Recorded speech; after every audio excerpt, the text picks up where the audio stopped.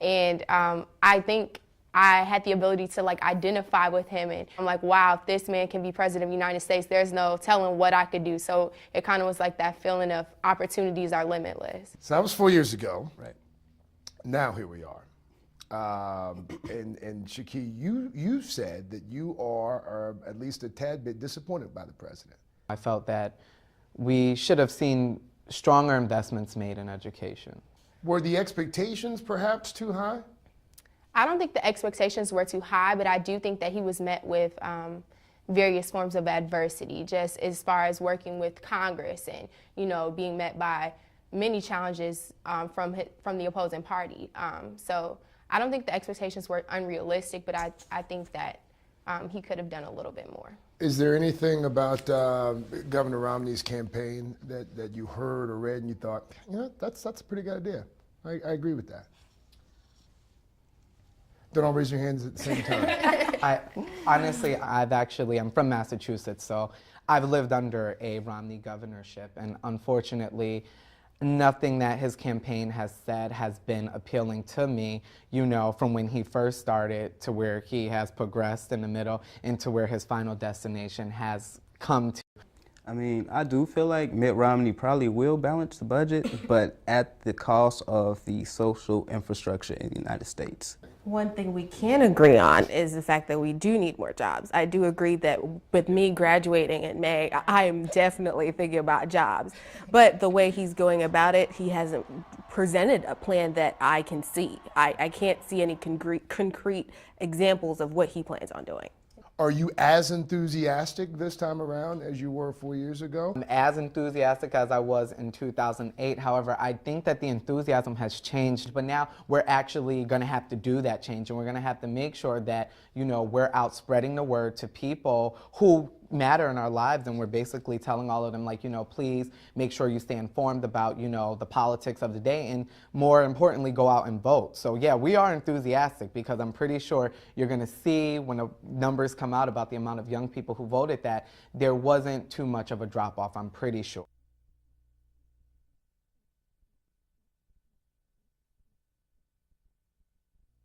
Next 4 years, if the president is reelected, what would you like to see his first order of business be? Education is the future. We have to make sure we have a strong infrastructure for, you know, my brothers and sisters, and for anybody who's younger than me to come up and succeed.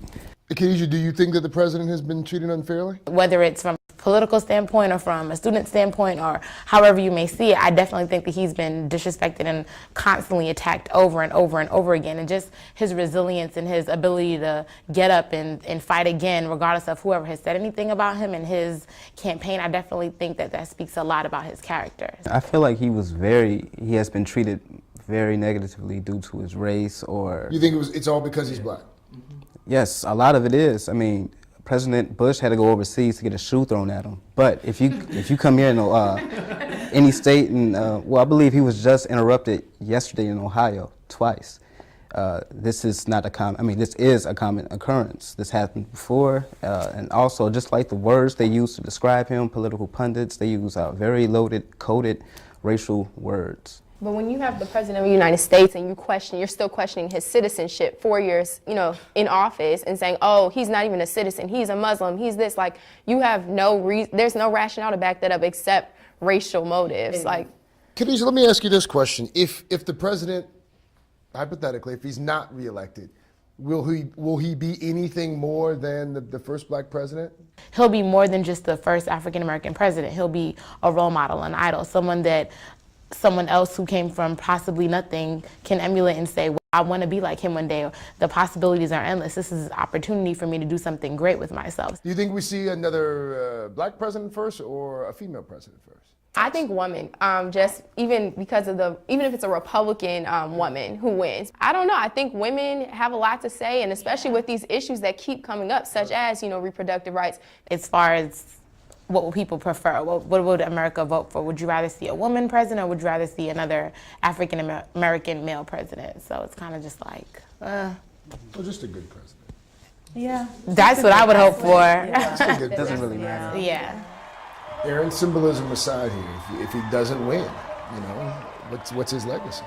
I think his legacy is one of hope period. You know, you can come from nothing, work your way up, get education, and have passion for something and do something about it. Come into office and truly make change, implement change, create policies that better the lives of other people. So I think his legacy is one of hope.